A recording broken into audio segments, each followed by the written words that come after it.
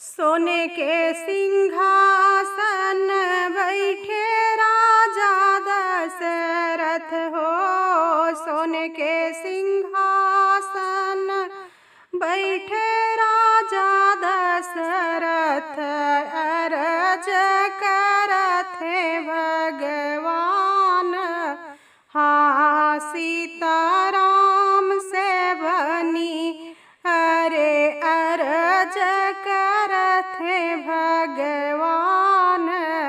हाँ सीताराम से बनी कहता त पिताजी जनकपुर जाइत।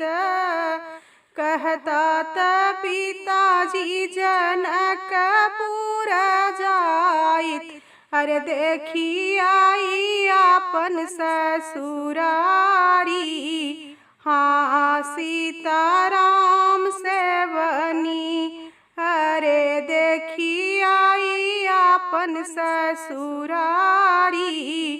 हाँ सीताराम से बनी इतनी बचन जब सुने राजा दशरथ। इतनी बचन जब सुने राजा दशरथ, झपटी के सोनरा बोलाई। हाँ सीताराम से बनी अरे झपटी के सोनरा बोलाई। हाँ सीताराम से बनी सोनवा के डरिया बनावै राजा दशरथ। सोनवा के डरिया बनावै राजा दशरथ, लाल जजै है ससुरारी। हाँ सीताराम से बनी अरे लाल जजै है ससुरारी। हाँ सीताराम से बनी जाई के पहुँचे हैं जनक दुआरवा हो। जाई के पहुँचे हैं जनक दुआरवा, अरे सासु ज आरती उतारे। हाँ सीताराम से बनी अरे सासु ज आरती उतारे।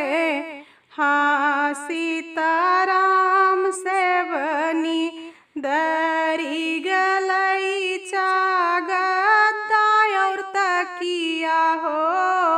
दरी गलैचा गद्दा और तकिया पाहुन हमार अधिकारी। हाँ सीताराम से बनी अरे पाहुन हमार अधिकारी। हाँ सीताराम से बनी पूड़ी मिठाई पकवान सब परसई हो। पूड़ी मिठाई पकवान सब परसई देवन के अधिकारी। हाँ सीताराम से बनी अरे देवन के अधिकारी। हाँ सीताराम से बनी जेवाई बैठाई वही चारों भैया हो। जेवन बैठाई वही चारों भैया, अरे सरज सुनावाई गारी। हाँ सीताराम से भजो अरे सरहज सुनावाई गारी। हाँ सीताराम से भजो जाई लवटी राम अवध नगरिया हो। जाई लवटी राम अवध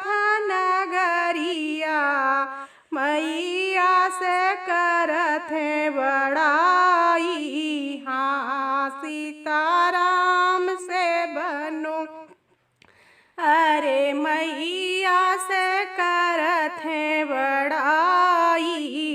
हाँ सीताराम से बनो, इतनी बचन सुनी मैया मुस्कानी हो। इतनी बचन सुनी मैया मुस्कानी, राम से बोलैयै शिवानी। हाँ सीताराम से बनी, अरे मैया से बोलैयै शिवानी। हाँ सीताराम से बनी, हरे राम से बोलैयै शिवानी।